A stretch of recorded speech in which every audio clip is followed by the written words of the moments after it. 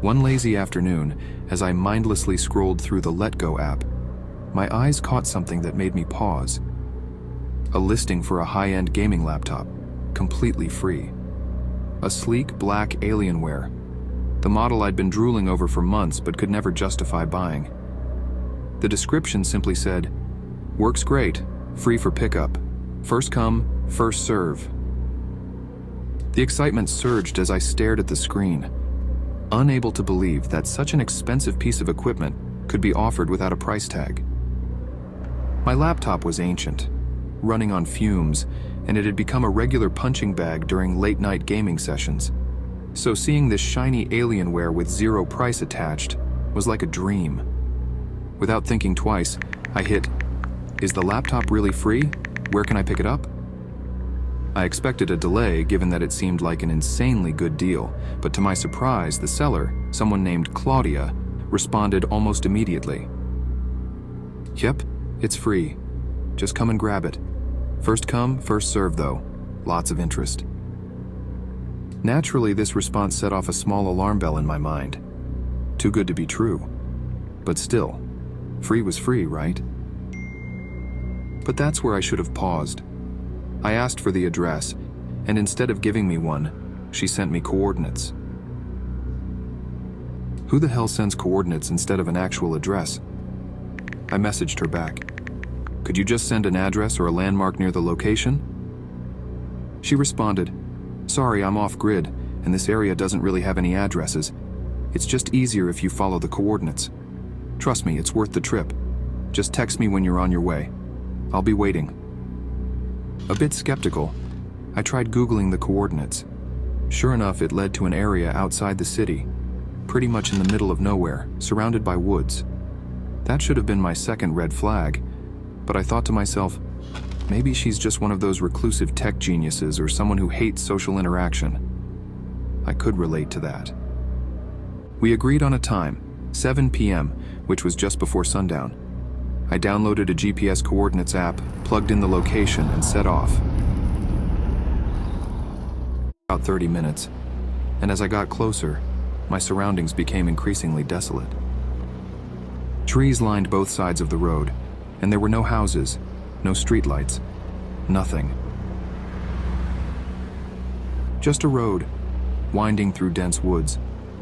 I was almost at the location, and my phone showed I was just a few hundred meters away, when I realized I couldn't drive any farther.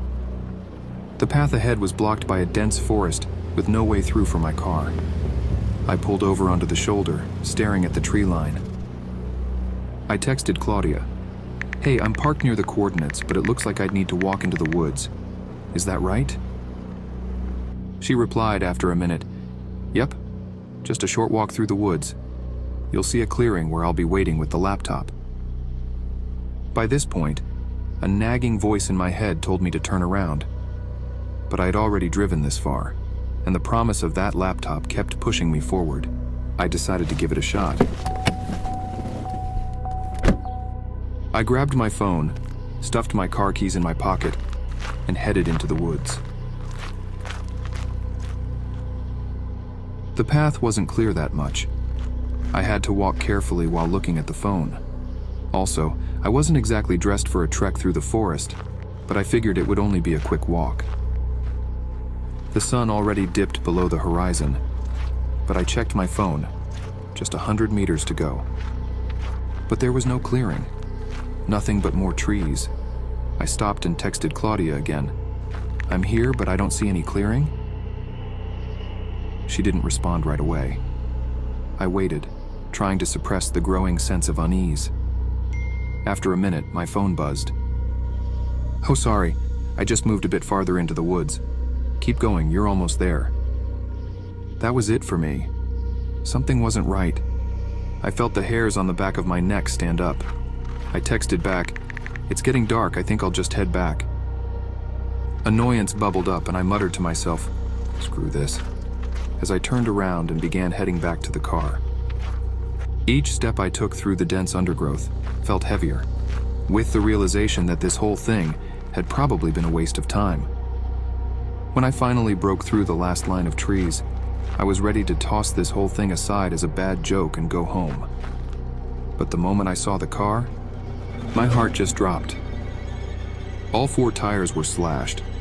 I cursed under my breath, trying to calm the rising panic. Who did this? I approached the car cautiously, but when you think it couldn't get any worse, little did I know how wrong I was. Someone was inside. I could barely make out the shape of a figure slouched in the back seat, hiding. My body froze, adrenaline flooding my system. Every instinct screamed at me to run, but my legs felt locked in place. I slowly backed away, trying not to make a sound. The figure didn't move. I was quite far away from the car, and I don't think the person inside saw or heard me coming back from the woods. My heart pounded as I quickly texted Claudia, lying that I was still in the woods, trying to buy myself time. That's when I heard it. A notification sound coming from inside my own car. My blood ran cold. Slowly and cautiously, I crouched away from the car, barely daring to breathe. I dialed 911, whispering to the dispatcher, when suddenly I heard the unmistakable, the creak of the car door opening. Panic surged through me, and that's when I sprinted. I ran for what felt like an eternity. My legs burned, and the sound of my own breath was deafening. Finally, I saw the flashing lights of a police car approaching. The officer pulled over to quickly take us to my car.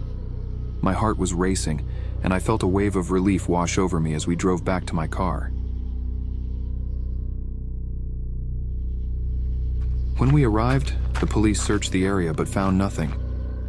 No one in the woods, no sign of the person who had fled. They took a report, noting the slashed tires and the odd text conversation I had with Claudia. I ended up having the car towed and my tires replaced. It took a while for my nerves to settle after that night. But what kept me awake for many nights afterward was the thought of that figure in my back seat. To this day, I never figured out who Claudia really was, or why they had set up such an elaborate trap. But I haven't been on Let Go since. Some free deals just aren't worth the cost.